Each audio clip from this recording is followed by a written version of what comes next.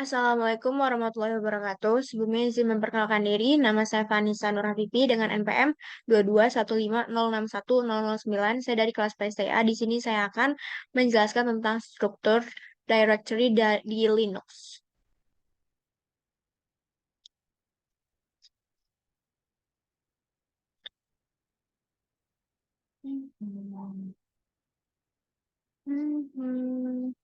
Nah, jadi ini ada struktur directory Linux. Struktur direktori di sistem operasi Linux itu mengikuti hierarki yang terorganisir. Nah, di bawah ini tuh adalah hierarki dari struktur direktori dasar yang ada di sistem Linux. Nah, di pertama itu ada boot, slash bin, slash dev, slash etc., slash home, slash lib, slash media, slash mnt, slash opt, slash sbin, slash srv, slash sys, slash tmp, slash sur, dan slash var. Nah, di sini yang var itu terbagi juga menjadi 4 bagian dan yang USR juga terbagi menjadi 5 bagian dan di bagian USR lokal itu terbagi menjadi 3 bagian lagi.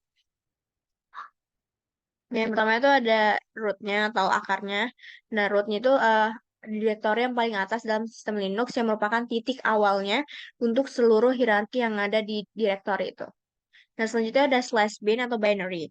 Nah, direktori ini tuh berisi berkas binary atau access to table yang diperlukan untuk menjalankan sistem. Seperti perintah dasar seperti kayak ls, cp, dan mp. Selanjutnya ada slash boot. Nah, slash boot ini adalah direktori yang berkas yang diperlukan saat proses booting. Jadi, slash boot ini tempat untuk menyimpan berkas yang diperlukan saat proses booting, seperti konfigurasi bootloader dan kernel disimpan di sini. Selanjutnya yang keempat ada slash dev atau devices. Nah, direktori ini tuh berisi berkas spesial yang merepresentasikan perangkat fisik atau virtual seperti hard drive, CD-ROM, atau keyboard. Selanjutnya ada etc. slash etc. Nah, slash etc. ini konfigurasi sistem dan berkas konfigurasi aplikasi itu disimpannya di directory slash etc. Selanjutnya ada slash home. Nah, direktori ini tuh adalah rumah bagi pengguna. Nah, setiap pengguna ini memiliki direktori pribadi di bawah atau home yang biasa dinamai dengan nama penggunanya sendiri. Selanjutnya ada directory slash lib atau library. Nah, directory slash lib atau library ini tuh menyimpan berkas-berkas yang diperlukan oleh perpustakaan yang digunakan berbagai program. Selanjutnya ada slash media. Nah, directory slash media ini berfungsi sebagai tempat yang dimana perangkat itu menyimpan portable seperti USB drive dan CD-ROM. Biasanya itu di mount saat mereka digunakan. Selanjutnya ada slash MNC atau mount. Nah, directory ini itu digunakan untuk menggantungkan mount sistem berkas eksternal atau perangkat lain secara sementara. Selanjutnya yang ke-10 ada directory slash opt atau optional. Nah, paket perangkat lunak tambahan atau optional biasanya itu diinstal di directory slash opt. Selanjutnya ada slash prot, di mana directory virtual yang menyediakan akses ke informasi tentang proses dan konfigurasi kernel. Selanjutnya ada slash root.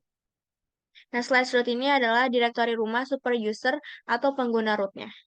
Selanjutnya yang ke-13 ada direktori slash run, yang dimana direktori ini digunakan untuk menyimpan berkas yang bersifat volatif yang berkaitan dengan sistem yang sedang berjalan. Dan selanjutnya ini ada lagi slash sbin atau sistem binary. Mirip dengan slash bin yang kedua tadi, tetapi ini tuh berisi perintah yang hanya bisa dijalankan oleh super user atau administrator. Selanjutnya ada slash service lagi, yang dimana direktori ini tuh digunakan untuk menyimpan data yang terkait dengan layanan yang dijalankan pada sistem, seperti data web server. Selanjutnya ada slash sys atau slash sys. Direktori ini tuh memberikan akses ke berbagai pengaturan kernel melalui sistem berkas virtual.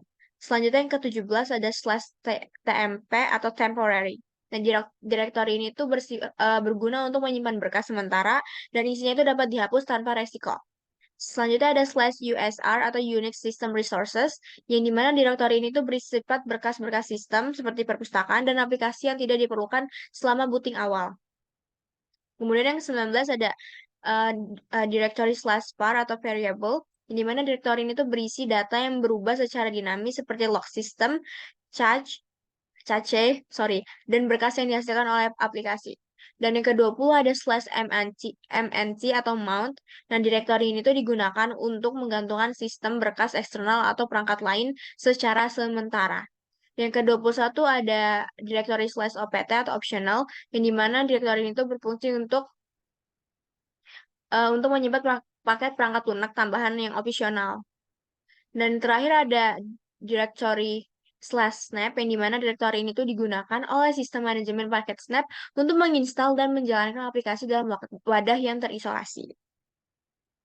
Nah, itu adalah struktur direktori yang ada pada sistem Linux. Tetapi beberapa distribusi Linux mungkin memiliki perbedaan kecil dalam struktur direktori mereka. Struktur ini tuh membantu dalam organisasi file dan konfigurasi sistem agar lebih struktur dan dapat dikelola dengan baik. Sekian penjelasan dari saya mengenai struktur direktori Linux. Mohon maaf apabila ada salah. Wassalamualaikum warahmatullahi wabarakatuh.